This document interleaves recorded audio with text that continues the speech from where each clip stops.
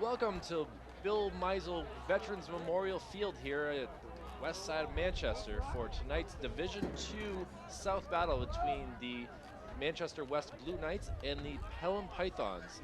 I'm Kyle Heavey along with my color commentator, or with my play-by-play, color commentator. We're going to go with that, Dan Hanna. All right. Dan, nice pleasure to be back up here in the booth with you. The Pythons have won the toss. They have elected to receive. The Blue Knights will be kicking off, going south to north. Dan, this wind is blowing quite gusty tonight. It's at least gusts of 20 to 30 miles per hour. So this is going to be an interesting kicking game and passing game tonight. Absolutely. The wind is going all in one direction. So we'll see how this kickoff goes, kicking into the wind. If it goes high, it's coming short. And 12 minutes on the clock, and the ball's in the air. So we got a game, everyone.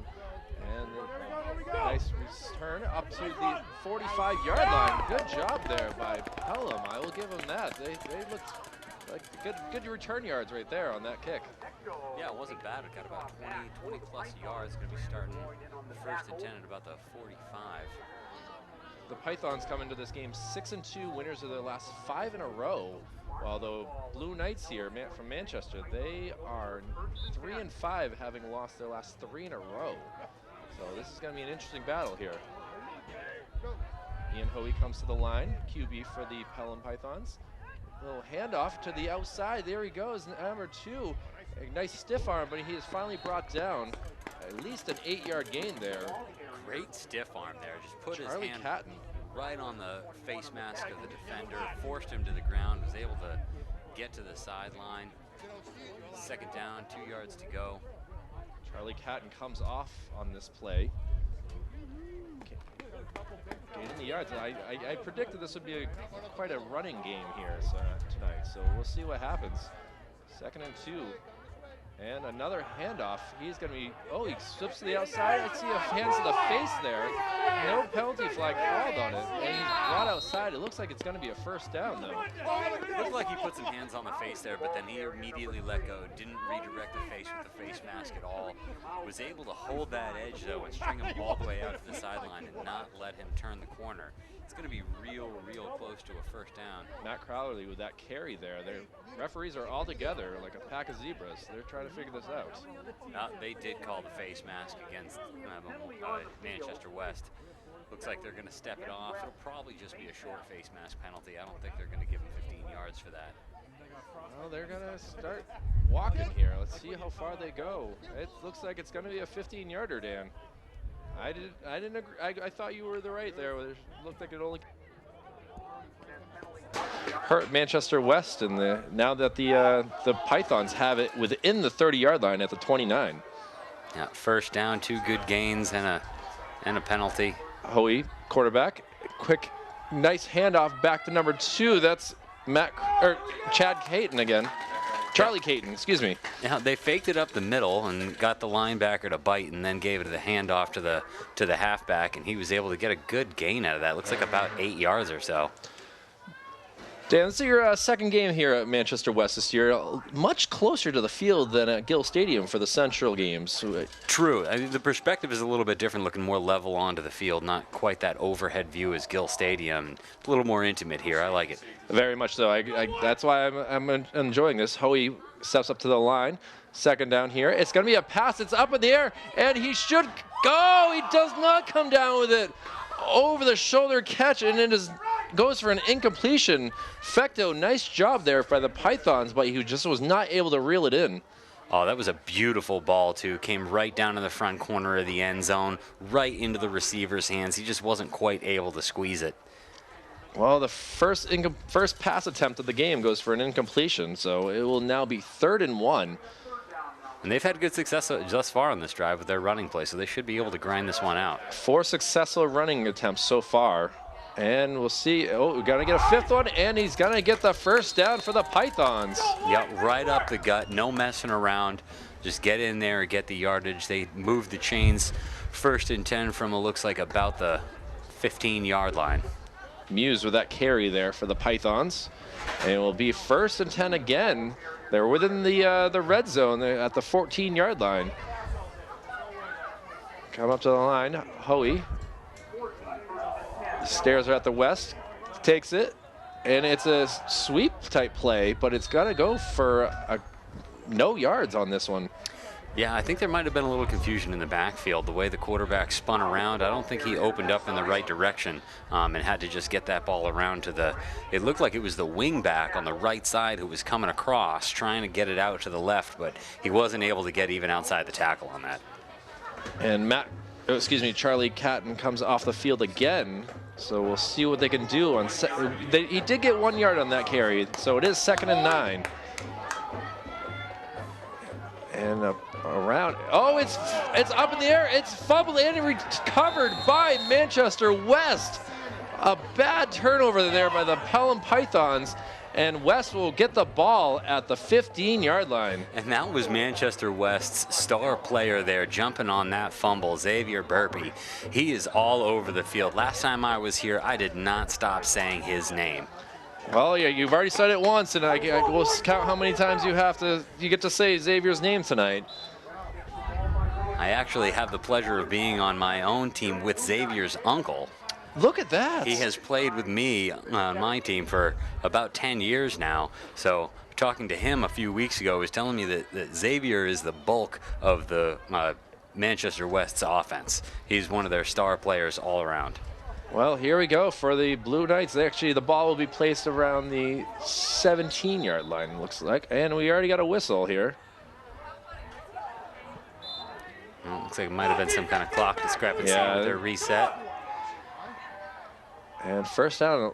Oh, ball is fumbled and recovered for basically a 4-yard loss there, Dan. Yeah, that was just a bad snap. And West is running with an interesting formation. They've got the line set with both tight ends, and then they've got 3 guys in the backfield right behind the line with the quarterback set back in a shotgun.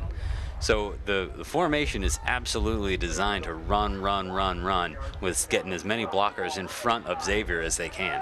So expect a lot of surprise and deception here from the Manchester West team with trying to get the ball. Obviously, they have a long field to go. And again, a lot of people in the backfield. And he's going to come right up the middle here and get back to the line of scrimmage there. Yeah, back to the original line. It's going to be 3rd and long. Xavier Burpee was trying to step over people, but just too many bodies right in front of him to open anything up. Kind of hard to try to jump over 7 people, you know. It's when all of the opponents, you know, it's not going to help you very much. Especially when you're trying to jump over big number 74, Kevin Johnson. That is a mountain of a man out there. 3rd. Scoreboard says 9, announcer says 8. We just got a long 3rd down here for West. So see if we get a throw. No, it's going to be another run, and he is stopped at the line of scrimmage. It is going to be 4th down. Yeah, with a formation like that, there's not a whole lot of deception you can do.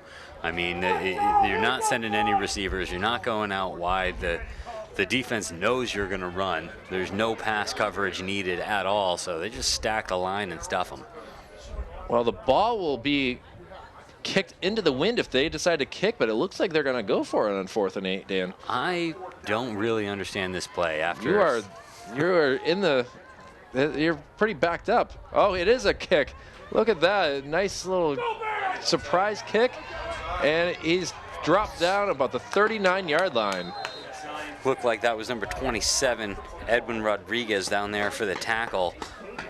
He got lucky there, able to just trip him up. That arm tackle like that are usually easily broken, so he got lucky with that stop. Otherwise, that could have been a much longer return. Charlie Catton there was the return for the Pythons.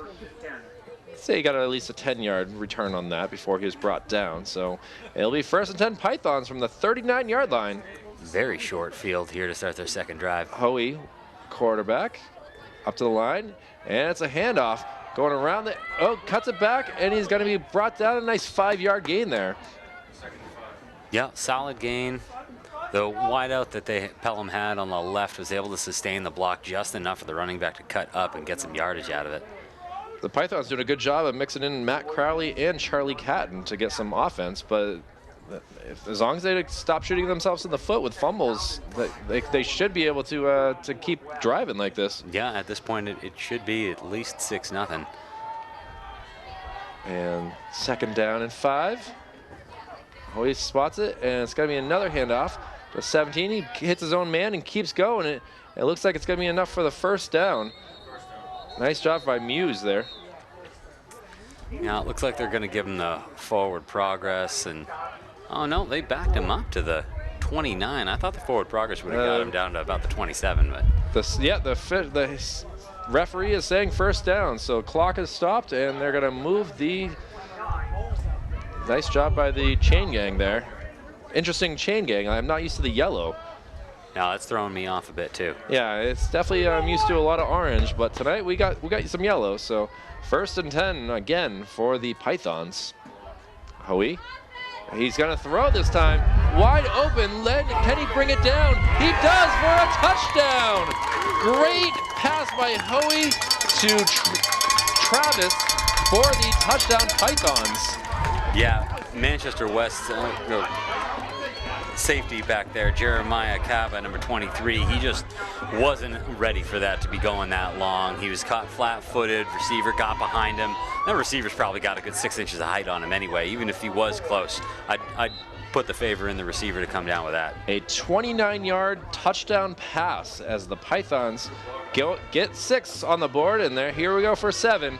Looks like it's going to be an offsides. The kick is up, and it is good. See if there's any penalty flags on the field. I do not see them. And the Pythons will take a 7-0 lead here. Yeah, even if that penalty did get called, it would have been declined because of the good kick. That was a quick drive there from, basically they only had to gain 15 yards before that long touchdown pass. Yeah, starting at the 39, going downhill. I mean, that's the kind of drive you salivate for as an offense. Well, let's see what type of salivating the West Blue Knights can do here, as they did not have a good first drive there, going 3 and out. Should be a good kick here with the wind at his back. Number 87 for the Pythons kicking off. Last name is Jones. Rodriguez back deep for the Blue Knights. The kick is up. It's a spinner. It goes far, and it takes a bounce for the Knights and goes into the end zone. So they will get it at the 20-yard line. I thought it was going to bounce back there. That was, that was interesting. Yeah, just got over the end zone line to give it a touchback. This will be better field position than the Blue Knights started with last time. Let's see if they can spread the field out a little bit, get the linebackers out of position so that they can get that running game going that they want. This Python defensive line, I watched them last week against St. Thomas, and they don't mess around. They don't move too much. So it's up to the offensive line of the Manchester here. And looks like we got some positive yards this time. It's still going, it's like almost like rugby right now. Oh, finally we got a whistle. Now, looks like it got maybe 1.5 yards, maybe 2 yards at best. And they're still trying to get themselves back together. There's another run by Xavier Burpee, and they're just put 2-3 blockers in front of him and see what he can do.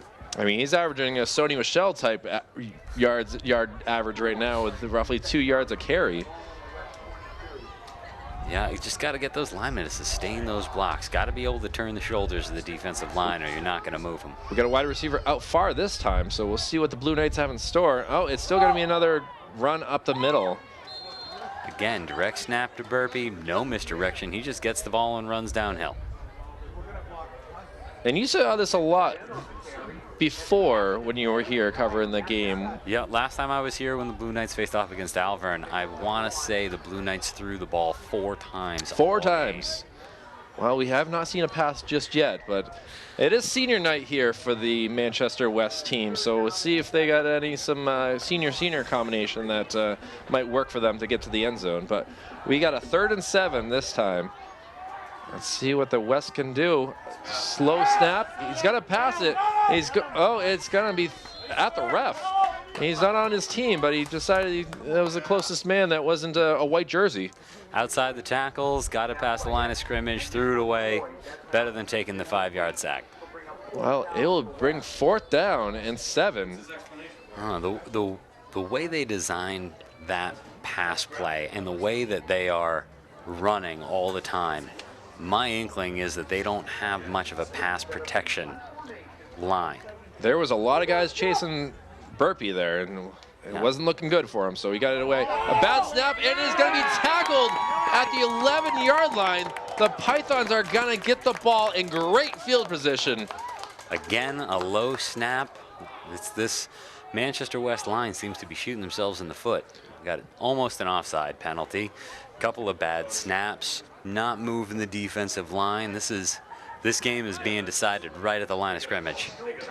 Boy, that was just a bad snap right there that he could not get the ball up in the air, and it was tackled very quickly. So here we are, 1st and 10 from officially the 12-yard line. Our angle's a little bit tough. It looked like the 11, but another handoff.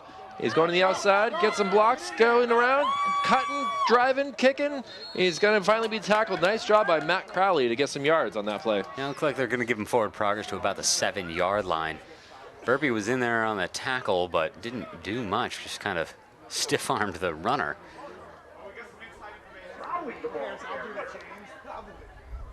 And you're looking at these players out there. They have their hands in their gloves on, trying to stay as warm as they can, and this Python offense is looking very hot so far.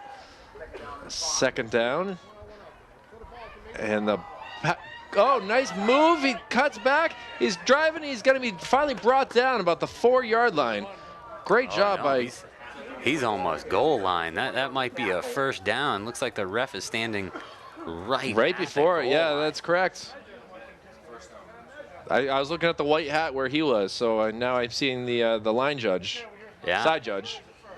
Looks like they're giving him a 1st down. Yeah, the sticks go down. 1st and goal from the 6-inch line. And here we go. Hoey with the handoff, and it is in for a touchdown. Pythons with another score. This one a quick handoff to Matt Crowley, and the Pythons go up 13-0 here in the 1st quarter. Yeah, each team has committed a turnover, but only one of them has been able to capitalize. And that would be the Pelham Pythons. And see what we got for a kick this time. Last one was good. He's got the wind at his back. All he has to do is get it up in the air, and the Jake wind will do Herling the rest. Kicks it up with authority. It is good. 14-0. The Pelham Pythons take the lead. What can West do here, Dan? In your eyes, you've seen them go on 2 different drives, and the offensive line just is not gelling very well. No, it's really not. Honestly, in my opinion, what they need to do is they need to do some kind of misdirection in the backfield.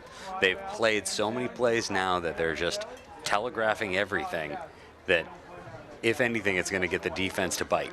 So if you can do some kind of counterplay to get the defense to bite on something that they've already seen a few times, that's really the only thing in my mind that's going to get West any kind of positive yardage. Jones, the kicker for the Pythons, lines up and kicks it end over end again.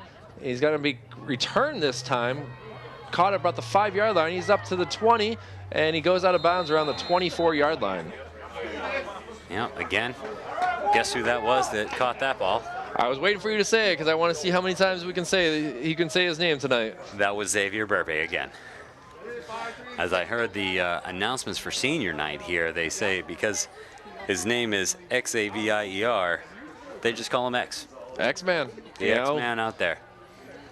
Well, Pythons have seen him and know where the X marks the spot to try to get him to stop going right down the, right in the gut. All they need to do is hit the X, and they'll stop the team. Well, see what we got in first down here. And, oh, there we go, Dan. A nice sweep around the end. There it is. And it's for a 5-yard gain. There it is.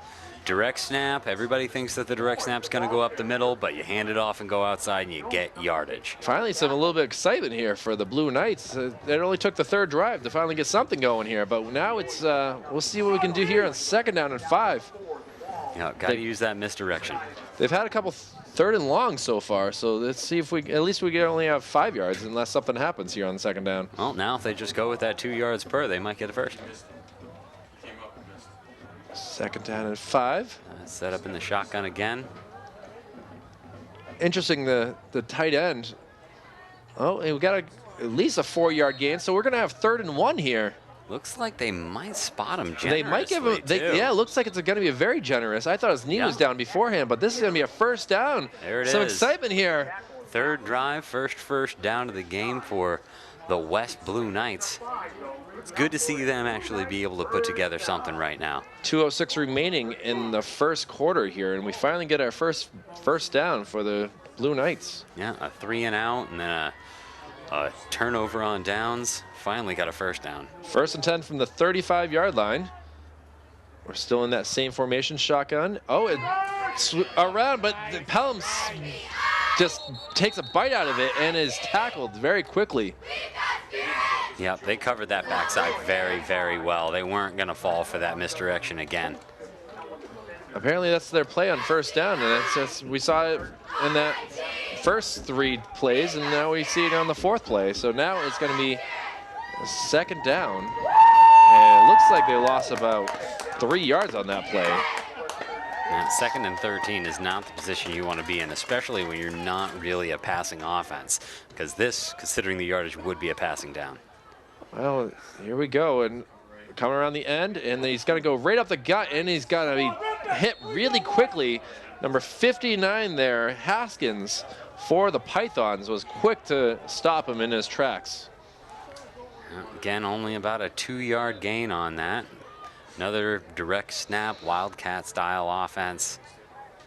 Got a Xavier Burpee is very, very slow to get off the ground. He got hit by several people. For the Blue Knights. He's done everything in his power here for the Blue Knights so far in this game, from kick returns, recovering fumbles, and he's got to have at least 20-something yards offense. Absolutely. He's been the ball carrier 9 out of 10 times.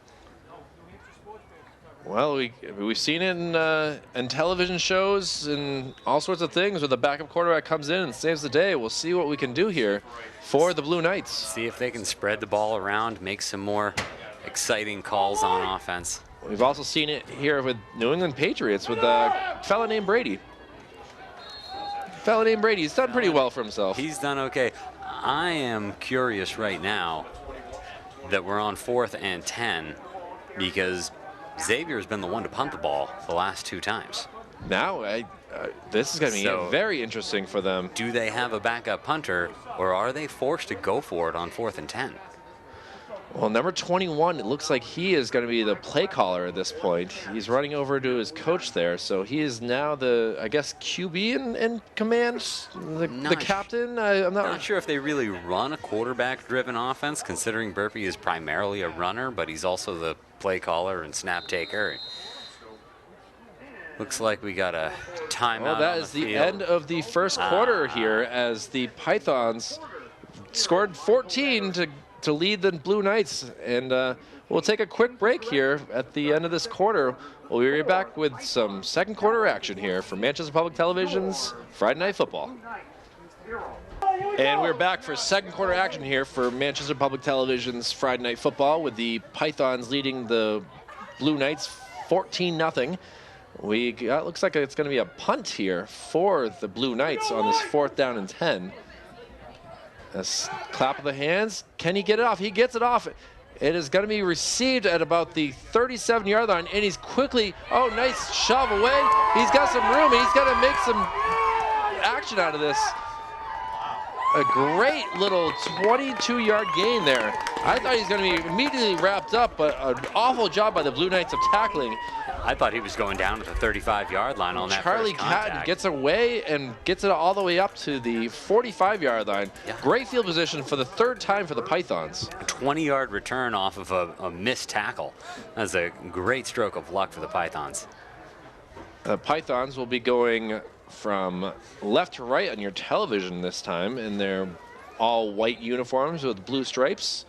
They're going to be going into the wind this time, so we'll see what happens.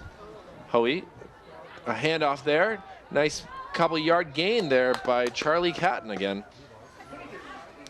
Yeah. Looks like he got about 7 yards on that. It's going to be 2nd and 3. It's a good run. They got good blocking up front. That line is holding their own. They're able to move the line of scrimmage before the running back even gets there. I gotta say, from the way that the Pythons set up here, it's nicer for the running back to have a little bit more time to figure out a hole, unlike what West has been doing. And another handoff here outside. And the flag is thrown. I'm gonna assume that's a holding, but that's a Matt Crowley carry there for the Pythons. Yeah, no, it's a misdirection play. Faked the up the middle, went outside with it, able to get outside the tackle. Looks like he got decent yardage on that. That's correct. It is a hold on the Pelham Pythons here. Those are the things that frustrate running backs so much. They put in all that effort to get that yardage, and then something completely outside of their control ends up negating all of it. Well, it will still remain 2nd down, but it's going to be a 13 instead of 3. And I think he actually got the 1st down before that penalty, so he absolutely that hurts a little bit. Now looks like about 2nd and 11 or so. Yeah. And Hoey up to the line, looks at the defense, plays the call, and a missed direction, and he's got some moves. He's spinning, and he's finally brought down, and it's going to be a 1st down. It doesn't seem like they go back or forward. They're still getting the first downs that are needed to keep these drives alive. Yeah, there's that spin around that the quarterback is doing. It's like he's turning to fake it one way, but handing the ball off going the other, because the 2 backs that were lined up right behind him, they both went to the right. But then the back that was off to the right side, the wing back there, he came back to the left and was able to bring it around. He ended up switching field and getting a good gain out of it. And here we go, 1st and 10. A handoff to number 6, Herling, but he is tackled. He's trying to get away, but he's finally brought down there. Jake Herling just came into the game after Matt Crowley came off. That was Brandon Lloyd there with the tackle, the stop in the backfield for about a -2 on that. He was the one that missed that tackle on that punt return, so I think he had something to prove there. Well, Travis and Musey coming onto the field. Travis with the touchdown reception. And we got a 2nd and 13. It's going to be a pass like I called. He throws it up, and this is up in the air. Oh, he had it, and he just came down with authority for the incompletion. He is going to have nightmares about that catch for a long, long time. That defender went up way too early. Way too early. Ball. Came down, and he was all alone. There was nobody behind him had he come down with that ball. He will be kicking himself for the rest of the year. In his hands, and when he hit the ground, the ball came down, and he almost like a It was a Gronk spike without the completion. Yes, that's a great way of putting it right there. So now we have the first long third down here for the Pythons. See what they can do. Third and 13. Player in motion. And he's going to pass it. He's going to number 3, and it looks like he's trying to make some moves, and he's going to be brought down just shy of the first down. A completion there to Matt Crowley from Hoey. Yeah, looks like we're going to have a 4th and about 4, I would say. Yeah, 4th and 4. I mean, this is that kind of field position at this level where you just got to go for it. Absolutely. The wind is not in your favor for a field goal. That's got to be a long field goal as it is. We're talking about high school players, not professionals. So Hoey goes up to the line on this 4th and 5, they're saying on the scoreboard. Big play for the Blue Knights. And he's going to pass again. And it is right off the face of the defender for West, and West is going to get the ball. That was number 16, Owen Stradson, in there to knock that ball down. It could have been intercepted, but honestly, the better play, I think, was just knocking it down and taking it where the line of scrimmage was. He took that right to the face there. That was a direct shot from Hoey to the defender's face. And, hey, whatever works. Blue Knights have the ball now, 1st and 10. Yeah, turnover on downs, and it is still just a 2-score game. 9 minutes remaining in the second quarter here, so we'll see if the Blue Knights can do something. We saw at least a couple first downs from them in the last drive, but West in the blue jerseys, what would you call this blue, hey or Dan? I think it's somewhere around a royal blue. Royal blue? That's what I was making sure. That wasn't azul or, some random blue. I mean, you might be a stretch to say it was cobalt blue. Oh, okay. We'll go with royal. But that was Xavier Burpee on the carry again. He is back in the game. Oh, that's a sigh of relief for a lot of the Manchester West fans here, as you don't want to see their best player get injured in the first quarter. So we'll see what we can do here.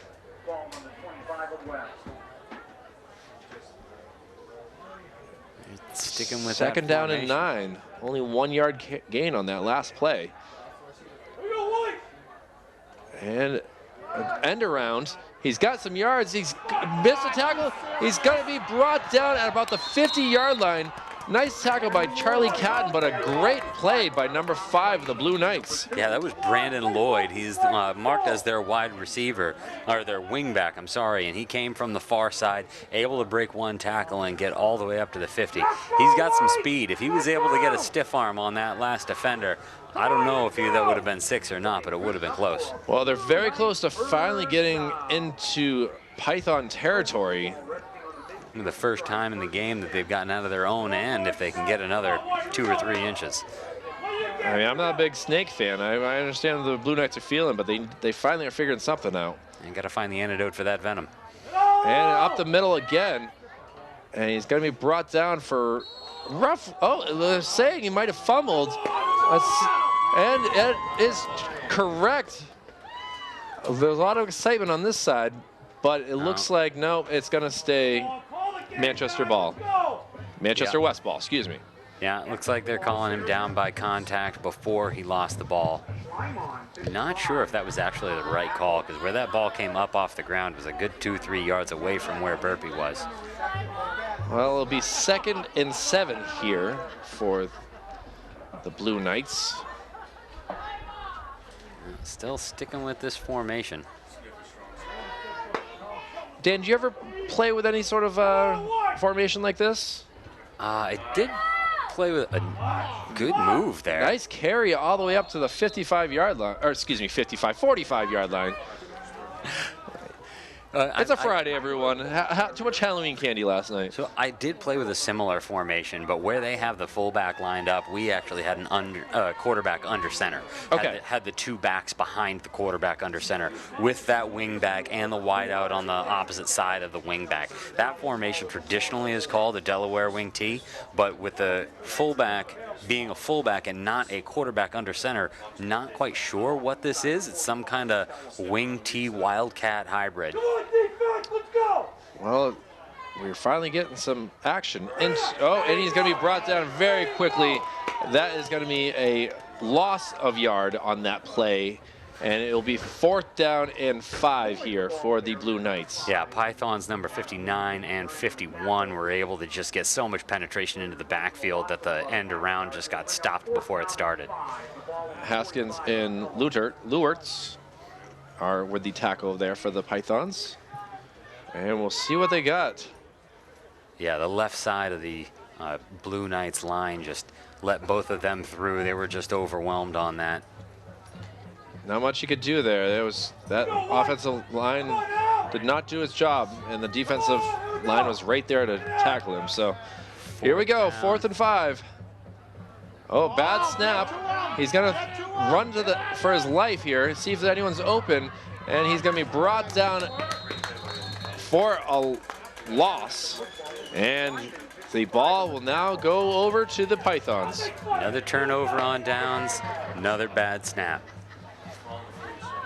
I know it's a little bit cold out there. It's probably their first real cold game of the year, but hands aren't that cold to be able to make snaps like that. I mean, interesting field, because last night I was covering Central women's soccer, who won 1-0, and it was 68 degrees last night with a nice warm rain coming down. And then tonight, I see scarves and hats on and gloves. It's a little different here, but here we go, 1st and down, and it's going to be a quick handoff here. And get some positive yards here for the Pythons. Yeah, it looked like he got about 5 or 6 yards out of that. Right up the middle, right through the teeth of the defense, and those teeth are getting knocked out a little bit. And we got a timeout on the field here. Yeah, timeout by the Blue Knights here with 5:23 remaining in the 2nd quarter. Yeah, they need to catch their breath. They need to regroup and reassess.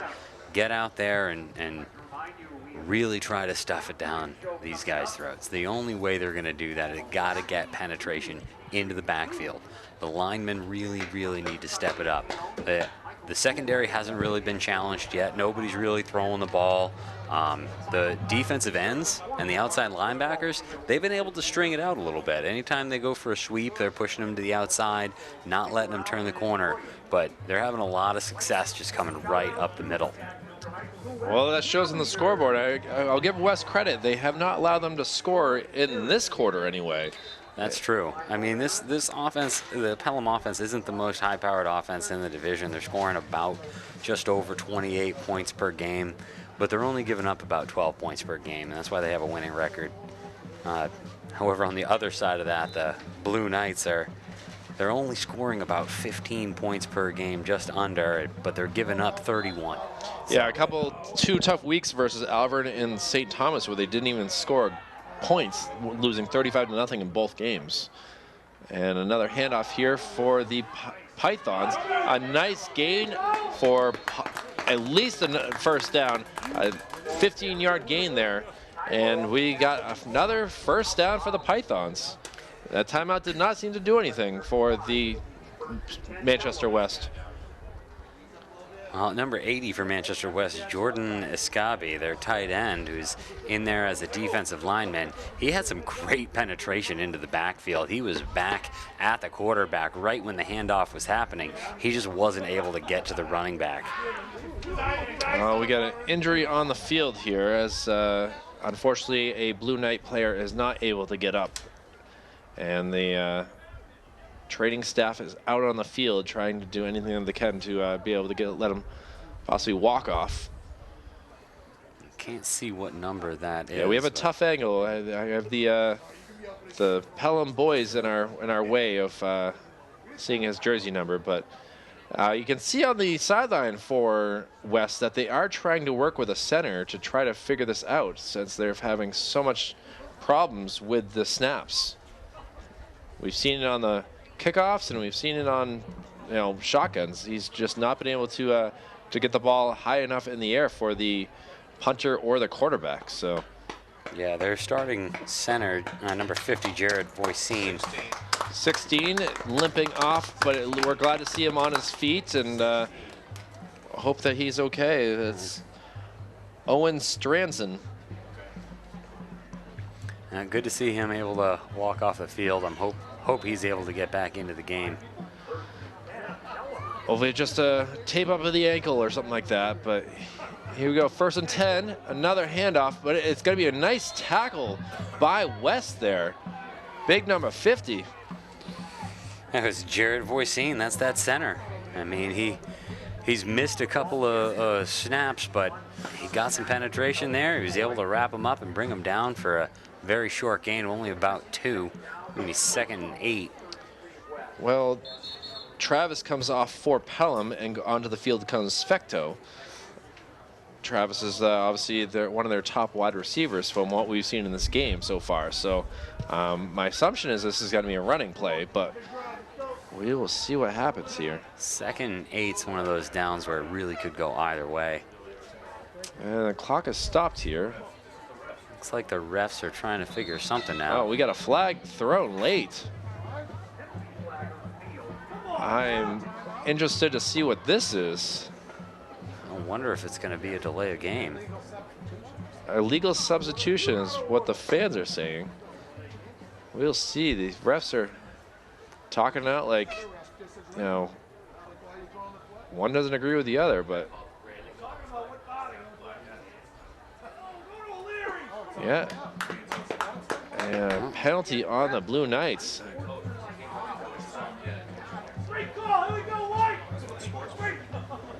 I think it might have been an unsportsmanlike call. Wonder if one of those players said something that the ref didn't take kindly to. We did see the coach kind of come out on the field pretty far, and he obviously had some choice words for the official who did not appreciate it. So, well, 15-yard penalty on that, and 1st and 10. Well, they're in the red zone now at the 18-yard line. Hoey gonna throw it. The ball is up. Guys open, and it's nice defensive move by the Blue Knight there. But number 27, Edwin Rodriguez, was able to get up there and make a great defensive play, sticking his arm up, staying off the receiver, not putting his body on him, just getting his body in front of the ball. Good defensive play. That was a perfectly thrown ball dropping down in the back corner of the end zone. 2nd and 10 on this, though. Flag does not seem to be flying as mightily as it was at the start of this game, just a matter of 40 minutes ago. But yeah, the wind that ball seemed to be up in the air for quite a while. And we got 2nd and 10, a nice sweep around, and he's going to be brought down there. Run by Matt Crowley. Looks like they're going to back him up about a yard or 2 on that. We got a temperature right now of 43 degrees out on this field, so these balls a little bit more hard than usual, than what they might be used to, but you know, we've seen some nice throws by Hoey. Just the wide receivers has not been able to bring him down each time. Yeah, a couple of drop balls, couple of well-defended balls. So we got 3rd and 10 here. A quick handoff. He's got to go to the outside. He has some room if you get around the corner. He tries to dodge a guy, and he's brought down. It looks like it's going to be a close. Yeah. Oh, the refs are saying first down. First down, just about the 5.5-yard line. It's going to be 1st and goal. Wow, it was a good misdirection in the backfield. They faked that up the gut, and then they broke outside with the other halfback. Able to turn the corner, made one man miss to get another couple of yards out of it. Great effort on that play. Well, here we go with a 1st and goal for the Pythons as Hoey comes up to the line and hands it up. He's going to go right through the middle, but he's going to be, oh, late hit here. Well, I mean, I didn't hear a whistle. There was no whistle. The man was still on his feet, so he knocked him down. Number 74 there for the Blue Knights, Kevin Johnson. He had some speed coming in on that late tackle, but hey, no flag, no foul. We got 2nd down. Yeah, it looked like the refs were going to let that go because the running back got held up at the line of scrimmage and bounced backwards. I think they were going to let him go to see if he could make a 2nd effort, and Johnson was there to make sure he didn't take that 2nd effort. Well, Charlie Catton comes out on the field here for the Pythons on this 2nd and goal. Hoey go up to the line and kind of keep it himself. He's got to go in for the touchdown. The Pythons pile on some more points and now lead this game 20-0. Yeah, that was, again, they're sticking with the misdirection. They fake the handoff. Linebacker bites on the fullback. Quarterback keeps it and goes right in behind him. It's good play design, great execution. The lineman opened up a big hole for him. You could have driven, maybe not a truck, but at least a Geo Metro through that hole. At least a Geo Metro for sure, but Ian Hoey with the 5-yard touchdown, and the kick is up, and again with authority. Another point, another touchdown, and the Pythons are now leading the Blue Knights 21-0 here with 2:33 to go in the second quarter. And the pace that the Pythons are going at is a nice, steady pace. They're not in a hurry. They're being methodical. They're varying up the play calls. They're doing a great job putting together drives. The thing that the Blue Knights are missing is just some consistency in chipping away at the yardage. They need a little bit more variety in that play calling because it's just way too predictable. Well, the Pythons will be kicking into the little bit of wind that's out there, but it doesn't seem like it's mattered too much for Jones here, as he's this is his 4th time kicking off. Yeah, strong leg. Very strong leg. Going to be returned by Burpee. Looks some sides, finds a hole through the middle, finds some spots. He's still on his feet, and he's finally brought down around the 30-yard line there. Yeah, that was almost a 25-yard return, probably about a 23-yard return on that. Pretty good speed on him, decent size. Found a little bit of a hold, but couldn't quite get the daylight he wanted. He's a great basketball player for the Blue Knights here as well. I will give him credit on that. I know they'll be starting up in just a few weeks here, because unfortunately the West team will not be making the playoffs here for Division II South, as they start off the year with a victory. Things look like they're going to be different, but it didn't turn out that way. So 2:25 remaining in the quarter. We'll see what the Blue Knights can do.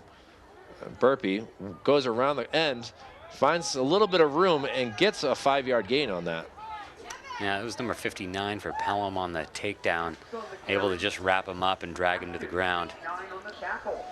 That's Haskins again. I've said his name numerous times in this game, so he's definitely a strong player for this Pelham Python team. Yeah, it looks like he's the middle linebacker there. I believe he's probably the play caller in the huddle. Well, he's been able to read what Wes has been trying to do. No one's really gotten to him, and he's been able to make some tackles here. An end-around play, but Burpee's going to go to the far side, and basically he's going to get piled on very quickly here. Really tried to do a little bit of misdirection with bringing the end around to maybe make the linebackers follow that end going around, but just went right up the gut once again, and the defensive line is able to hold. Didn't really matter what the linebackers did because he got stopped right at the line of scrimmage. Well, a quick 4-player change here for the Pythons on defense, so we'll see what we got here on 3rd and 4. Get some fresh legs in there, including Matt Crowley, who's had a good game on offense. We'll see what he can do on defense here. And the snap here is going to be an end around again. He's hit the line, he finds some room, and gets across. Looks like they got the first down yardage just maybe about a yard past the 40-yard line. Well, the clock stops with 54 seconds to go in this first half. Yeah. They still have a 58 yards to go till they get some points, and the clock is now running. There seems to be no sense of rushing here for the Blue Knights. No urgency. They've got a lot of ground to cover, not much time to do it. They need to get first downs. And a throw here by Burpee. It's going to be too far for the receiver there. The clock will stop with 32 seconds to go. That was one of those throws that was so long, it really didn't matter if the defensive player did any kind of pass interference. That was an uncatchable ball. That was at least 5 yards over the head of the receiver there for the Blue Knights. So we will go to 2nd and 10 here. I'm thinking they're going to do a little bit more passing on these last couple plays so that they don't get the clock to keep running. Yep, got to get first downs, and if you can't get the first down, it's almost just make it incomplete to stop the clock. You gotta get positive yardage. And the snap here, he's going to throw it again like I thought. It's up in the air. This time it might have a chance, but it's going to be intercepted. A tough throw by Burpee and is brought down by the Pythons. Nice catch there by Jake Hurling. They're going to take over at the 24-yard line with 25 seconds left to go in the half. Do they run a play or do they take a knee? I think they'll do something here. I mean, with 25 seconds to go, I believe they have all their timeouts remaining. They've had a pretty good job with passing so far. We'll see what they can do here with just a little bit of time left in this first half. Would you kneel it on this point, Dan?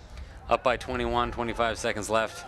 I'd probably just take it into halftime. Well, Hoey goes up to the line, and it's going to be a handoff with some hole, and he's going to be brought down about the 31-yard line. The clock is running here, so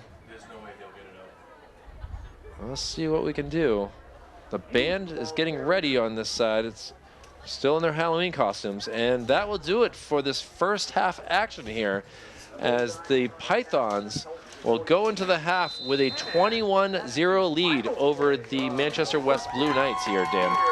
Well, this is about what I thought it was going to be out of this first half. The Blue Knights have a steep hill to climb. The Pelham Pythons are firing on all cylinders. They're getting the lucky breaks. They're making the big plays. They just had a solid first half. They just need to stay the road. They'll come away with the W.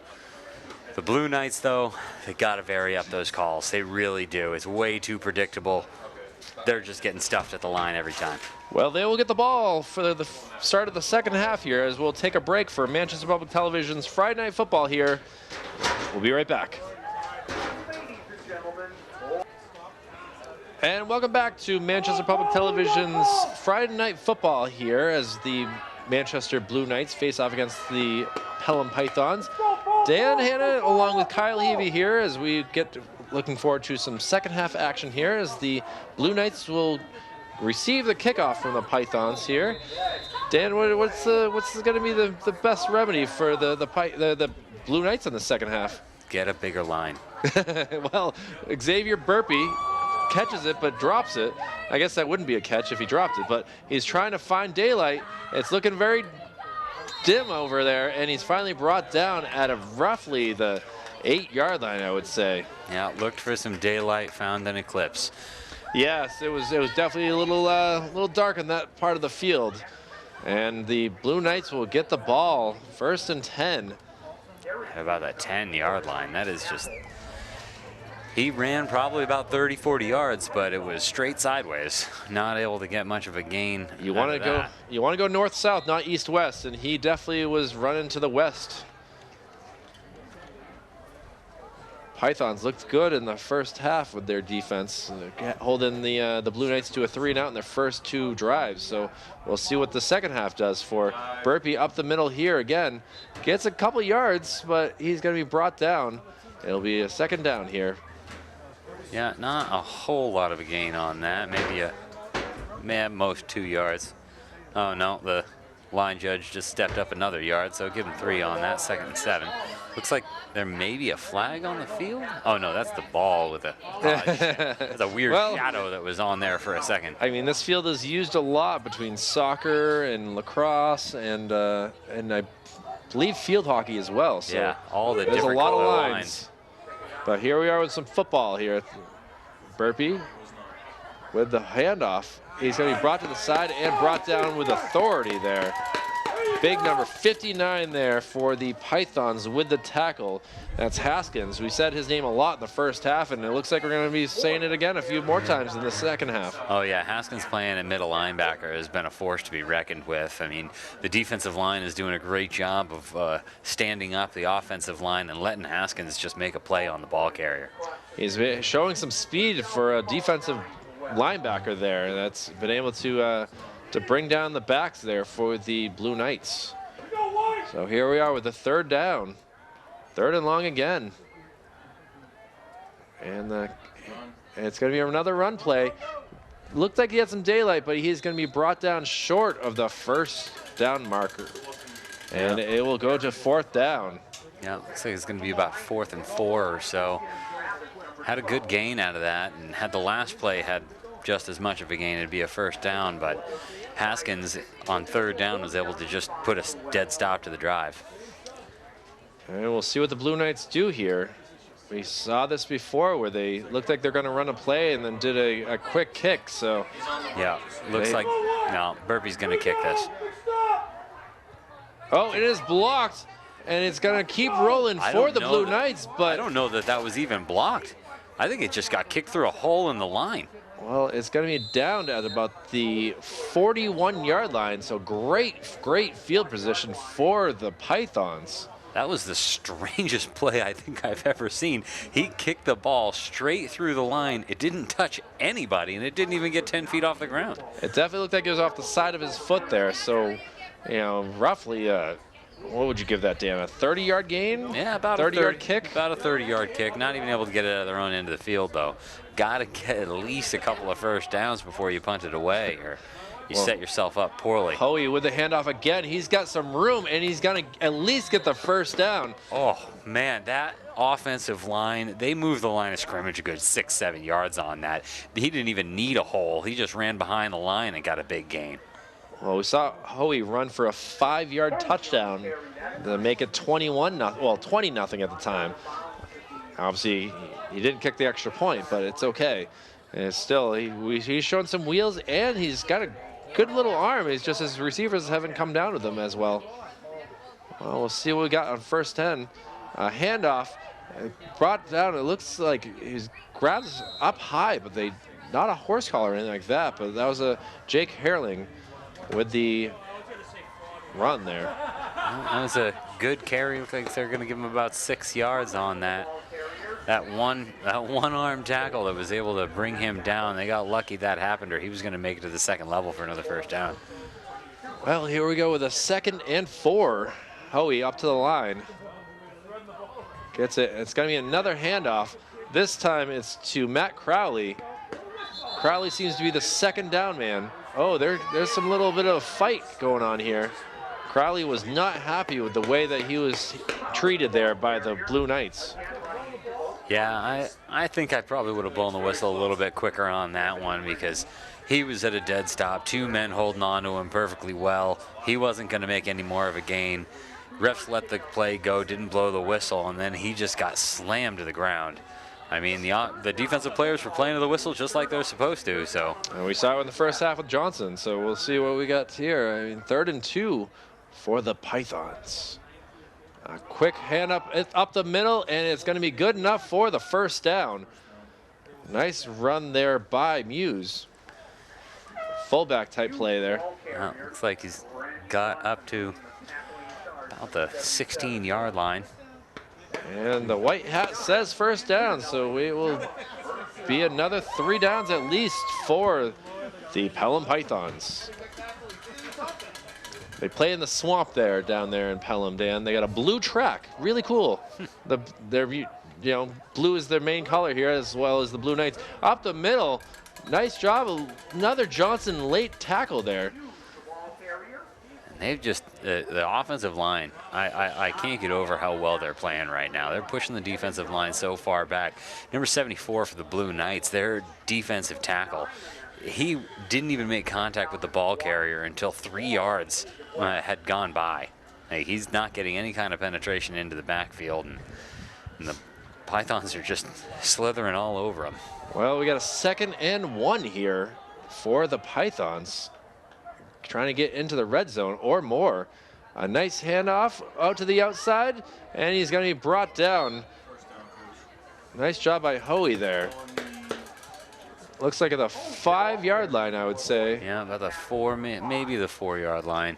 But good fake handoff, able to swat the defender's hand away on that. Not quite a stiff arm, but just enough to keep the defender from getting a hold of him before he was able to get first down yardage. We got 1st and goal from the 4. Charlie Catton comes off for the Pythons. Jake Herling into the game. Hoey under the center, gets the handoff, and it's going to be another Python touchdown. This time, like I just said, Jake Herling into the game, and he runs it in for the 8-yard touchdown. There's another, the have such a solid running game at this point that they can fake it, they can run it right at you, they can string it out to the sideline, do whatever misdirection they want, or they can just run it down the throat. That's how well this line is playing tonight. And Hurling, who just got the touchdown, is the extra point kicker. So we'll see what he can do. Oh, it's going to be a bad snap. They're going for it. It's going to be a 2-point conversion. It is. Good job there by the Pythons. A nice pass to Travis from the holder.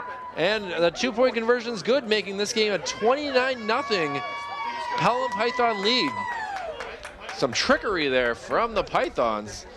See, that's the kind of thing that I think you wanted to do, so that way if they score one more time, it'll be a running clock from right then. Doesn't matter if they get the extra point or not. Yeah, this is huge for basically the Pythons. If that also looks like they're going to be going to the playoffs, so that could be another play that they can use. Whoever their the next game that they play against is. And a conscientious middle linebacker would have identified, like you did, that wasn't the normal place kicker. So as soon as you see a different personnel in there on a special teams play, that should tip you off that something's going to be a little bit different. Yeah, I spotted that. I was like, oh, well, let's see what happens here. And sure enough, well, the kickoff here, ball comes back, a nice spinning kick. Burpee has trouble again. He's going to have to go to the Knights makes a move, slippery field, and he's still on his feet, has some room. He's got no one in his way. He's running. He might have this. He's slowing up, and it's going to be tackled at the 5-yard line. Throw the flag. Throw the flag, ref. Crowley he tripped him. He went at him with his foot. That is not a legal tackle. Crowley with the tackle there at the 5-yard line. Xavier Burpee with a great return. Good. Looks like there is a flag on the play. We'll see what they call. It looked very dangerous, Dan, as you said. It was. Yeah, he went at his ankle, spikes up. Like, that's just a dangerous play. You're not supposed to tackle people that way, because that's how you injure people. And the refs are in a huddle talking about this. Either way, if it's a penalty against the Pythons, it's only going to be halfway. Yeah, half the distance to the goal at best. And they're finally spreading apart. We'll see what they. Two are on the near side. 3 refs are in the middle of the field. Yep, he called the penalty on the Pythons. They're going to walk it. I'm going to say halfway. Well, it's going to be a first down, Blue Knights in the red zone, in first and goal here. We have not had a chance to even come close to saying this. I think they've really only had 2 plays in the Pelham zone the whole entire game. I think you're right. They only got over the midfield line 1 time this game. So Burpee, with the bobbled reception on the kickoff, is able to run it all the way down to the, I think he got up to about the 7-yard line, and now after the penalty, they're at about the 3.5. Well, we'll see what the Blue Knights can do here. They've first chance to really get some points on the board. And it's going to be a handoff. He's going to be brought down. A swarm of pythons. You never want to be swarmed around pythons, Dan, I can tell you that. Oh, no, no, no, no. I don't know if swarm of pythons. Swarm of pythons. He ran into a snake pit right there. Oh, yes. We'll go with that. Got about up to the line of scrimmage, maybe a half-yard on the end around. Well, they still got, they'll definitely go for it in 4th down here. They're not going to kick a field goal, so they got still 3 more tries to get into the end zone. Yeah, even see how this goal line defense stands up. Burpee with the carry. He's going to get around, and let's see. It looks he's in for a touchdown. Xavier Burpee does all the hard work with the long kickoff return and the short touchdown run. And the West Blue Knights are on, as the official said it, are on the board here. That's right. 6 more points for Xavier Burpee. He is all of this offense. He's a decent portion of the defense as well, playing linebacker, strong safety, but his offensive prowess. Those couple of jukes that he had on that kick return were pretty impressive. He got some guys out of their socks. And it looks like they're going to go for 2 on this play. Let's see if they do the same exact play as what just scored on that touchdown. Because it worked one way. We'll see if they can do it even closer. And no, it is 74. That's a big boy trying to get in. They're still pushing, but it does not look like he is going to get in. That was an interesting decision by coach there of West. That was one of the biggest ball carriers I've seen since Vince Wilfork caught an interception. We saw, if we're going back to the Bears-Patriots Super Bowl '85, you got the fridge going in for the touchdown. That's what that reminded me of on that play. And that was, again, a little bit of a bobbled snap. I mean, I'm sure he's not used to receiving snaps. No, I would say he's not used to dealing with the ball in his hands there. But if that had been clean and he was able to get a good head of steam going, I don't know that they would have stopped him. But here we are, 6 points on the board, kicking off. The wind has picked up a little bit, so we'll see what kind of kick he can get together. It's still a chilly 42 degrees here in Manchester tonight for this game, and with the wind, it definitely feels like it's below freezing. So we'll see if the West decides to do an onside kick here, or if they're going to go long on this. And it decides they're going to go long on it. A weird spinning kick there, caught. Got some room here, but he's got to be, he's still on his feet, trying to get around, and he's brought down. Nice run there by Matt Crowley on that return. Yeah, looks like they're going to spot him at about the 37-yard line. Decent return on that. Got about 10, 15 yards out of it. And you get the ball at the 37 compared to the 20. You can't go wrong with that. And we'll see what the Blue Knights can do if they can stop the Pythons. They really haven't done much, with the score being 29-6 in this game. No, the Blue Knights need to force some kind of turnover here. The game will quickly get out of reach. The Pythons in their all white uniforms, almost looking like a Indianapolis Colts team. They're going left to right on your television. A hand up the gut there. Nice run there by Muse. Fire it up, Pelham, let's go! And the fans for Pelham are really trying to get this team to keep the energy, keep the excitement going. We can't really hear what's going on the other sidelines for West. You can see the band looking great in their Halloween costumes, being yesterday was Halloween, but another great run right up the middle. The running back was right behind number 76 on the offensive line there, and just stayed on his back and used that block going all the way up for a good 7-yard gain. Howie under center, another handoff, but it's going to be stopped very quickly this time. But it looks like it's going to be enough for the first down, possibly. They're going to mark him short. No, see what they decide ref here. In the middle of the field. Where he's looking, it's he's gonna deciding. Be real close. They're 3rd and inches. All right. Very, very close. But the way this line has been performing, you could just quarterback and keep it, get a foot, just fall down forward, and you'll get the first down. Well, Charlie Catton comes into the game for the Pythons. He'll be in the backfield along with one other player, Howie under center, and it's going to be, it's fumbled, and it's going to be picked up, but it's going to be, and a flag has been thrown. That was Muse and Catton in the backfield. Well, let's see what this flag was. Yeah, it was a bit of a bobbled snap. Not sure if he had the first down yardage there.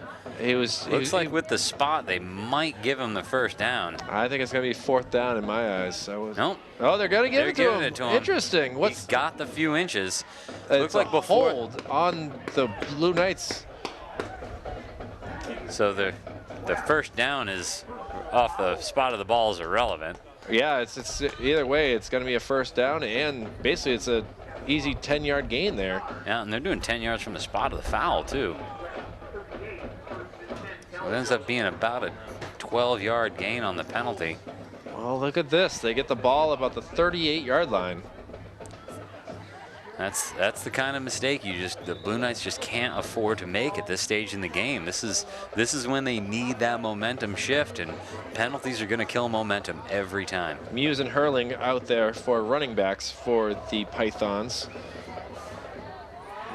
I'm gonna guess this is gonna be another running play. It's been working. Why not stick with what's working here, right? If it ain't broke, don't fix it. Oh, nice QB sneak by, he makes some moves, nice spin, and he's gonna be finally brought down. Good job by Hoey there. Ian Hoey with at least a 20-yard gain. That was a 25-yard gain. Great run on that. Just sticking behind the blockers, letting the play develop in front of him, finding that seam, makes a good move towards the end, almost gets the stiff arm on the safety, but the safety's able to hold on and bring him down.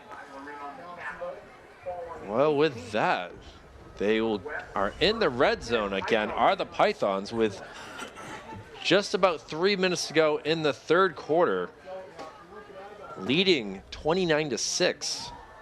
Hoey keeps the ball. He's going to do another QB sneak, but this one is not going to work as well as last time, and he's going to get a short gain on this one. Yeah, it looks like the Blue Knights, the right side of their defensive line, is a little bit more stout than the left side. They got big number 74 over there on the right. And there's no running through that big body, but on the left side of their line, the offense's right side, definitely undersized, especially at the defensive end position. So if you can get a good block over there, a good crackback block, you can bang something to the outside. Well, let's see what they can do. We have not seen Hoey throw at all on this drive here, so we'll see if they decide to go with something different here, or they're going to stick with the run. Looks like it's going to be a QB sneak again. And it's going to be a 3rd and about 5, I'm going to say, on this. I didn't see a hole open up there, so Hoey was kind of stuck in a tough situation there. Yeah, I mean, where the defensive end on the right side, on the left side of the defense, lined up inside of the tight end. The tight end tried to get inside leverage on him, but just pushed him to the inside right to where the ball runner was. Well, here we go, 3rd and 4. Hoey under center in the backfield. I do see a Matt Crowley. And it's going to be a touchdown for the Pythons. A very, very easy play by Charlie Catton. End around, and it goes in for a touchdown, making this a 35-6 game here. Yeah, that was what a good speed on that. Play. Great reverse play. Handed it off going one way, handed it off again going the other way, and there was nobody home on the right side of the offense. That left corner, he bit hard. He got blocked by the wide receiver, and that was all she wrote. 6 more points, 35-6. Muse gets it, and Hurling kicks it through the uprights, making this a 36-6 lead there for the Pelham Pythons. A 30-point lead. 1:24 remaining in the third quarter here. Pythons doing everything right today. Besides that fumble on the first drive there, they seem to have been handling this game very easily. Well, I can only think of one other play that they weren't very successful on, and that was the kickoff last time. That's correct, with Burpee. So he is back there again, and so is Jamal Tyler, number 21, his fellow running back. We'll see which one of them gets the ball. They've both got about the same speed, but Burpee's got a lot of size on Tyler. Jones for his 6th kickoff of the game here. And it goes, looks like it's going to go out of, no, it's, wow, look at that weird kick, but it looks like it's going to be working for an onside. Wow. And the Pythons are going to get the ball back. Wow. That, I don't think I've ever seen a kickoff quite like that. Hit the ground, came right back. I think the Blue Knight, who was nearest the ball, he didn't know what to do. You got to jump on that grenade right there. Oh, yeah. You have to do anything you can to keep that ball. And unfortunately, it did not work for the Blue Knights, as we will get another first down for the Pelham Pythons here. And this Blue Knight defense is going to start getting tired real quick here. Very, very quick. We got Charlie Catton, who just scored the touchdown just a few plays ago out there. And it looks like it's going to be a timeout west. You were saying, Dan, they looked exhausted. They have not had much time off. Touchdown, extra point, kickoff, and now they're back out on the field. Yeah, that was a good call getting that timeout. They needed to be able to reset. they're just deflated right now. They can't get out of their own way. They're making mistakes. They're moving lethargically. They need some inspiration in that huddle right now. They need to dig deep. It's the last game, senior night. Just got to leave it all on the field. You got just under 13 and a half minutes left in their season, left in the football career of the seniors out there. So this is when you lay it on the line. And you know that feeling is you want to go out with at least respect. Absolutely. And they didn't get shut out, which is kudos to them being able to get down and get at least 6. They want to be able to stop the game, stop the ball right here, take another possession, and see if they can get some more points. Well, again, Charlie Catton in the backfield along with Muse, so we'll see what Hoey has going on. He's looking at the defense, looking out far wide, and it's going to be a handoff to Muse, who goes up, finds a hole, spins, and is finally brought down about the 25-yard line. That's going to be a first down possibly on this. No, just short. And right at the end of that run, it looked like he No, they're saying first down, so he just got barely enough on that. Looked like he hit the truck stick on that. He hit number 21, Jamal Tyler, real hard, lifting him off his feet to get another couple of yards. It was that hard hit at the end of the run that got him that first down. Hoey gets the ball and hands it off again over to Muse, but he is brought down right at the line of scrimmage, punches the turf. I know this, our artificial grass is not a little bit softer, but still, no need to punch that innocent grass. I mean, he was a little bit frustrated by that. He didn't think that Donovan Collins, number 79, was going to be able to get to him, but he got the penetration, got into the backfield, was able to hang on for dear life as he got dragged another 2 yards or so. Looks like about a 2nd and 8. Well, again, Muse and Catton in the backfield. Another handoff right there. He's going to be stood up at the line, and well, looks like we're going to have a third down, but with that, clock's going to wind down on the third quarter here, and we'll see what this fourth quarter has in store for us for this Manchester West Blue Knight team. They got 12 minutes to try to get 30 points on the board, and it's going to be a little bit difficult for them, but we'll see what we can do. We'll take a quick break here for Manchester Public Television's Friday Night Football. And we are back for fourth quarter action for Manchester Public Television's Friday Night Football. The West Blue Knights playing some defense here against the Pelham Pythons, who are on offense. 3rd and 7 play here. It's crucial that the Blue Knights stop them here. The Pelham Pythons in their all-white jerseys going right to left on your television right now. And Kyle Heavey along with Dan Hanna here. And Dan, this is a big stop for West, as we were saying before. They got to play with a little bit more respect here. Absolutely. No, this is when they need to make the stop. 3rd and 7 in their own zone. They're in that territory on the field, but you know they're going to go for it on 4th down, even if they do stop them. So they got to make 2 big stops right here to swing the momentum. We'll see if there have been a couple of plays where the defensive line has been able to get a little bit of penetration, and they need it right now. A great game by Ian Hoey of Pelham right now. He's under QB center. A pitch off, and he's going to be brought down behind the line of scrimmage. A great job seeing that play and stopping it from developing.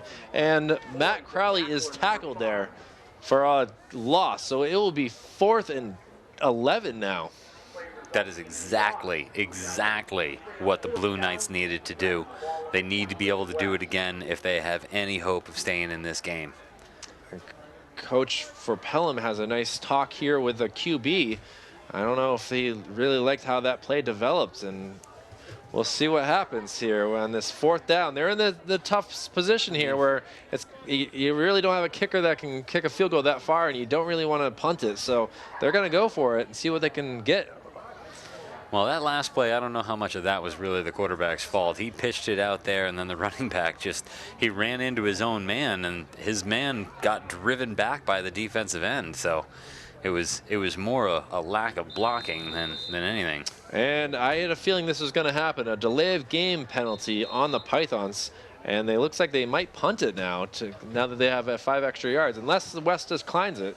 It's kind of like what the Patriots did last week. Yeah, decline the penalty to run the clock. Yes, that's what they're going to do, but looks like West is going to accept the 5 yards, so now it'll be at the 33-yard line. 4th and 16, and not really a far. not really a. He is going to punt it. It's going to be a short punt. And it's going to take a bounce. Can they stop it before it goes into the end zone? Oh, great try. That was a great effort by the punt team. They were so close. If that ball was just 5 feet higher, stayed in the air another fraction of a second, that would have pinned him inside the 5. Goslins, Haskins, Travis, they're all back there trying to get that ball to not go into the end zone, but it just was bouncing too much, taking a north to south route, almost like 293 here, and unfortunately it did not work, but hey, if it works out for West as they get the ball now at the 20-yard line. Let's see what Xavier Burpee, whose name, Dan, you've said a number of times today, what he might have going on in this play. And he's going to come near side to, and the ball's up in the air. It's going to be picked up, and it's going to go in for a touchdown for the Pythons. A late tackle there, but a nice scoop and score by Catherine, excuse me. No flags on the play. That's going to stand. Catherine super pumped for that. He gets a nice hug from Haskins, and the score now reads 42-6 here in this 4th quarter. Now that we've passed that threshold of being up by 35, or we are right at it. We are right at it, so this extra point is crucial here. Let's see, Muse with the holder here for Pelham, and we've seen him a lot out here hurling with the extra point attempt. He's had a strong leg throughout the game, not strong enough this time, as it is no good here. Boy, Dan, that was, he had authority all day long. I don't know if that was the hold or what happened there. Yeah, that was Oh, they've announced it. It will be on running time for the rest of this game. So, yep, 36 points up. As soon as this kickoff goes, that clock is just going to keep running for the next 10.5 minutes. On very few occasions will the clock stop. Injuries, scores, change of possession. That's about it. Incomplete passes, first downs. The clock will keep going. Well, for another kickoff by Jones here for the Pythons. A nice spinning kick. We'll see what Burpee can do. He gets it. He sees a hole. Not really much of a, sense of energy there. Number 44 there, who just picked up that fumble and ran it in for the touchdown. He just made a heck of a block. He hit a man and picked him up off his feet and flopped him on the ground 2 yards away. Cawthron is that 44 there that you're speaking of, Dan. That scoop score. Love those, Oh, man. Nothing feels better than picking the ball off or picking up a fumble and running it in for 6 defensive points, man. As a corner safety, I can't tell you how much I enjoyed those. Well, here we go for the West Blue Knights. 1st and 10 from the 33-yard line. They're seeing, a low snap, but it's finally brought up, and he's going to go end around. He's got some room. He's got some speed. He's got the corner, and he's going. Looks like he's going to go in for a touchdown. The West Blue Knights score 1 play after the kickoff. Wow. Unreal speed there. Brandon Lloyd with the end around. It was a low snap, too. I didn't think that much was going to come out of that play, considering what happened in the backfield.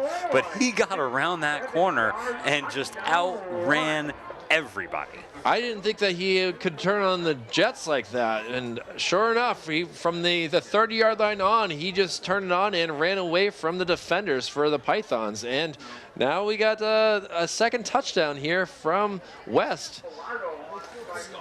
Yeah, 12 points on the board now for West. That's only 3 points shy of their season average. We have not seen them go for any sort of field goal or extra point, as they went for 2 points the first try after the score. So we'll see what they can do here. They gave it to the big man, and they weren't able to get it. That big man did not work, and it is up and clear and good. There we go. A little bit of excitement here on the west sidelines, as this score is now reads 42-13. That But nonetheless, even though we are within 35 points, because we did pass that threshold, the clock will continue to run. Well, it's gonna it's gonna stop right now because we had a scoring play, but yep. Once that kickoff goes, it'll start up again, and I did not expect a one-play Where's drive. that been all night, Dan? Huh? I know. I know. How many times have you run that play? And some reason this time it worked. Instead of going up through the I'm gonna wager that at this point in the game, being up by 35, there were probably a lot of substitutions on the defensive side of the field. 11 defensive substitutions there for the Pythons. They're gonna see this in the videos. They still have to prepare for the playoffs, and coach is not gonna like what he saw. He's gonna have a little bit of a field day with those defenders on the field there. Yeah, it was little bit of a. It looks like there's a lot of substitutions on the other side of the field as well. This may have just turned into a little bit of a JV fourth quarter. Well, it works out for both sides. You know, injuries happen, and everyone's got to be prepared for whatever comes after that. Next man up routine is very important. And he almost got to the outside there, but he's finally brought down. Looks like that was Cawthron who has the one of the defensive touchdown for the Pythons.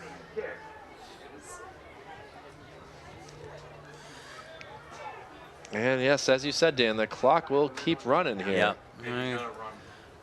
We got 9 minutes left to go in the game, and so really the Pythons just have to keep this ball for roughly 10 plays, and this game will be over. So we'll see what they can do. Cawthron needs to be in. You have to call a timeout.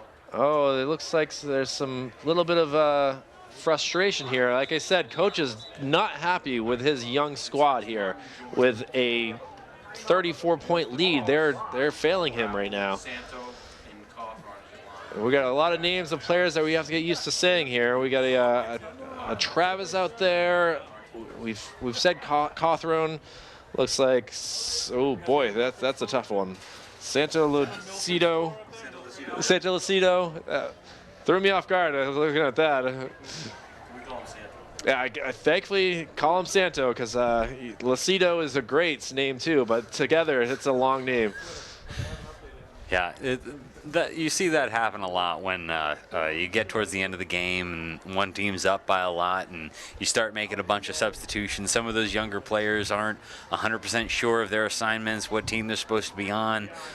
They're not used to hearing their name being called on the sideline, that they have to go out there and play. So those kinds of personnel miscommunications with the younger squad are pretty typical. I mean, these guys are at least getting a chance at a varsity level. I mean, you still got number 74 for the West Blue Knights, Johnson out there, who's still a big boy who's been playing with a lot of energy too. So we'll see. It looks like a handoff. It's going to go to the sidelines and finally brought down for stayed in bounds. Not that it really matters at this point, but the clock will keep running there. There's a good run on that too, because the defender was able to. Defender did not hit him low at all. The defender wrapped him up around the shoulder pads and got carried for another 2 or 3 yards on that. Looks like we got about a 2nd and 4, maybe 2nd and 5. I mean, if you're getting tackled up high, keep those legs moving, and you're going to at least get a couple more yards in that play if they're not wrapping you up your legs. Travis in as quarterback for the Pythons. A handoff play, and he's going to be quickly wrapped up, maybe a 1-yard gain on that play. I believe that was number 24, who was kind of short. It was a little Paquette is the last name for the Python. And it looks like, no, never mind. I thought there was going to be an injury. Muse was not getting up, but I think he was just tying a shoe. Yeah, looks like number 10 is coming into the huddle, making the call. Travis, who's the backup quarterback, with no need really there to have Hoey out there anymore at this point in the game. See what Travis can do. Like I said, oh boy, he sees a lot of guys. He gets around the corner. There is a flag on the play there. Looks like he might have gotten the first down, but we'll see what the flag is first. Yeah, looks like it's a block in the back against Pelham. And yes, it's going to bring that back a few more yards there. So we're going to have a long third down here. Big number 74, Kevin Johnson, is the one that is talking with the ref. So he's the captain on the field right now, getting the options from the referee, going to make the decision for the team. I do want to take a quick moment to appreciate the cheerleaders. They're out there freezing their tails off, and they're still pom-pomming. The Pelham cheerleaders they don't have as much energy right now, but it's okay. They're still out there supporting their team, and what more can you ask for these ladies here? They're doing everything that they can to support their team. And here we go with 3rd and 11. It's a long third down for the younger part of the Pelham squad. The referee is stopping something. I still see Burpee out there for West, so they're still keeping a lot of their starters out there. And looks like Travis is going to throw, makes a quick move. Not really the prettiest throw in the world. Fortunately, it went incomplete there. He did not give himself time at all to step into the throw, and just basically looked like it was a hot potato in his hand, and he was trying to get rid of it. Yeah, he had a lot of people around him. That pocket was collapsing quickly, so he just had to get rid of that ball before he got sacked. He was lucky to at least get it in the direction of a receiver. It was about 4 yards short of getting there, but still did good enough to. Well, shockingly enough, Burpee, who also has a great kickoff return, is going to be back for this punt. So we'll see what happens here. This is the first time we've seen Jones out. Second time we've seen Jones out here. We've seen him on kickoffs, but now here he is punting. He gets a hold of it pretty good. It's into the lights, and it's going to take a bounce out of bounds at about the 40-yard line, as where the Blue Knights will get the ball. It's a good punt. That was Pelham's second punt of the game. That's it. That's it? 2 punts. I mean, that's a pretty good day right there. But he's kept his leg warm on the kickoffs. He's definitely been needed on those. He does have a heck of a leg. I'm surprised that he's not the place kicker. I know he's I believe listed as a tight end, so he's a good blocker. So you do want him up there blocking, but he's got a strong leg. He's got a very strong leg. Of all the games that I've called this season, on those kickoffs, he's kicking it as far, if not farther, than any of the top programs. Well, Blue Knights scored on their last play, so we'll see what they can do here with 5.5 left to go. A nice move, but he's going to be brought down, maybe a 1-yard gain there. Cawthron, one of the plentiful of Pythons who are there to get that stop. And looks like Burpee. We got 21 coming out of the play, going over to the sidelines. Save Burpee some energy here. It's been a tough season here for the Blue Knights. They start off with a victory, and then their next game they lost. The game after that was a victory. It was back and forth, but they are on a 3-game losing streak, and it looks like it's going to be a 4th with only 4.5 to go in this game. With the handoff, a reverse. Here we go again. Is this going to happen one more time? 5. Number 5 can There get he around, goes. and he's going to go exact same play as last time. again with the touchdown. A long touchdown run, a 59-yard touchdown run, and the Blue Knights. You're going to get those 30 points. I'm going to get these 30 points, as our videographer Joe Lauer is saying. I called it at the end of the third quarter that I'm going to get some points, and so far so good here.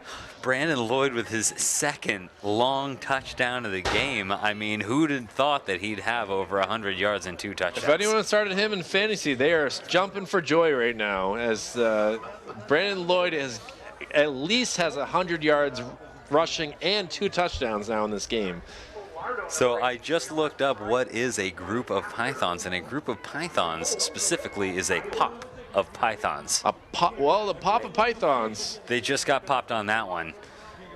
Blue Knights finally bringing their sword to play.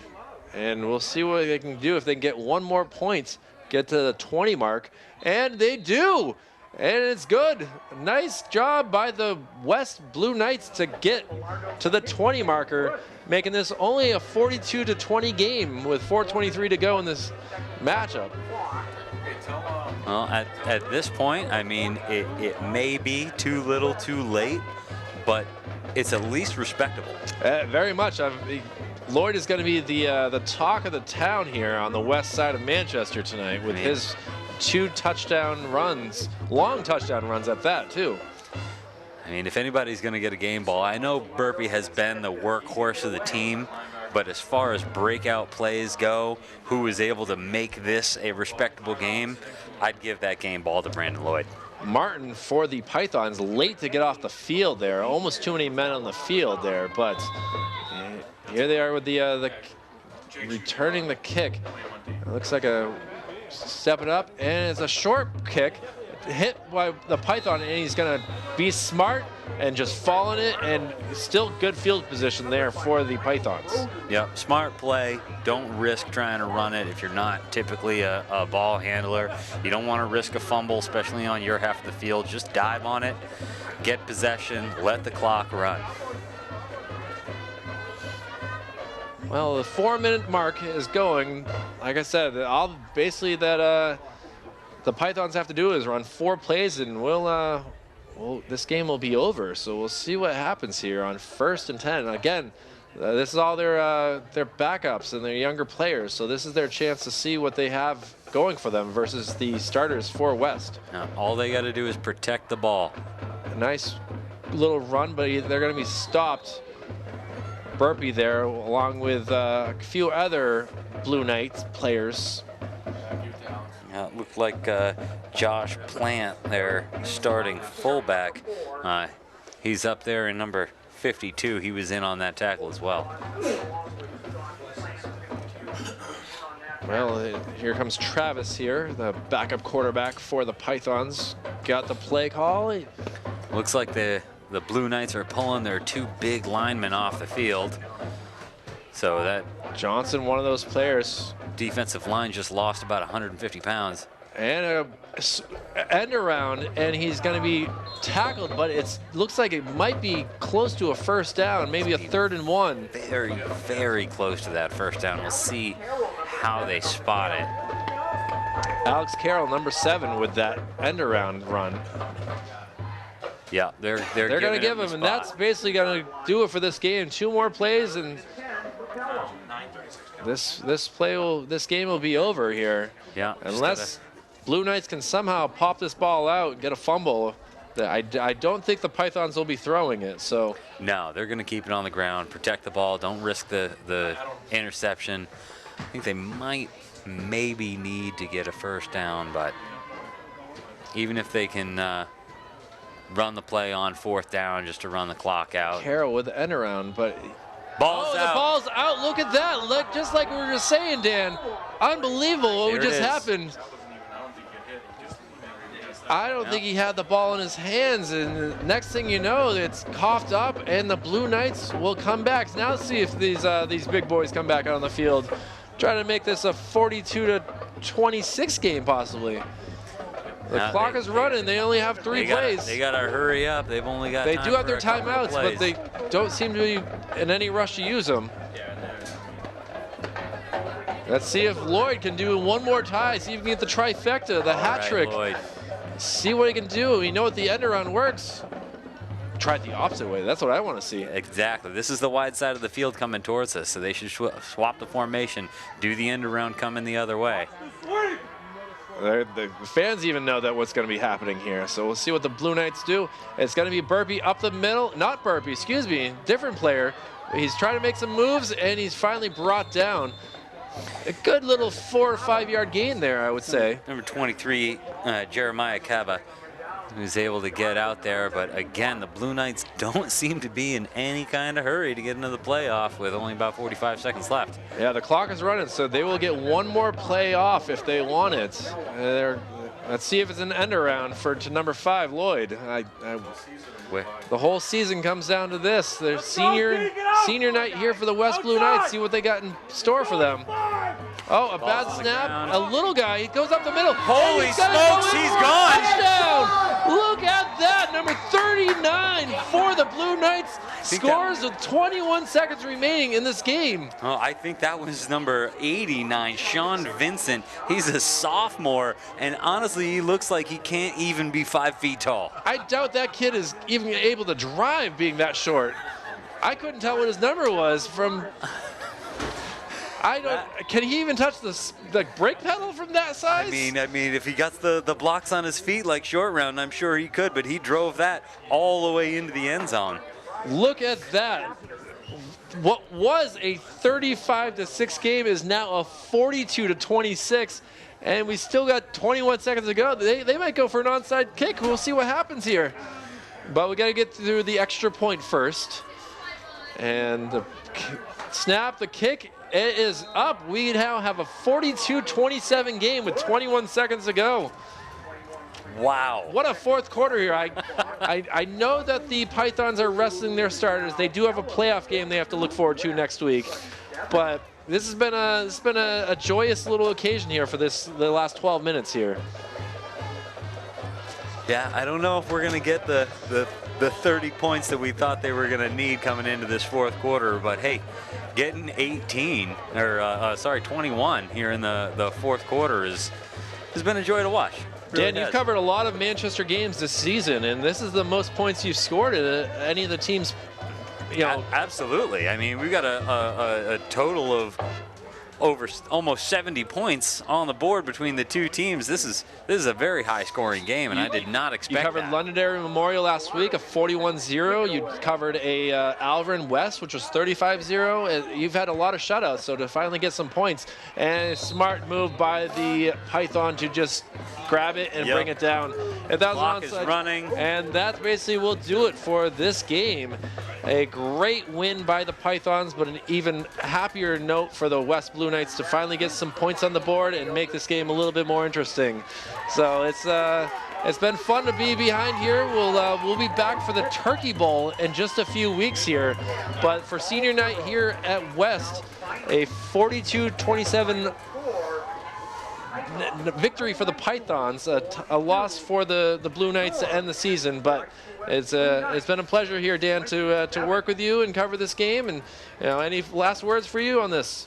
This has been my first almost full season being up in the booth. I just want to say it's been a pleasure. I love seeing these young men develop throughout the year, seeing West play a few games and how they were able to progress through the season has been encouraging. I look forward to next year, and I really, really look forward to the Turkey Bowl coming up in a few weeks. Well, for our videographer Joe Lauer and the rest of the Manchester Public Television crew, Dan Hanna, I'm Kyle Heavey. Thank you very much for paying attention to the television broadcast of Friday Night Football here. We'll see you soon.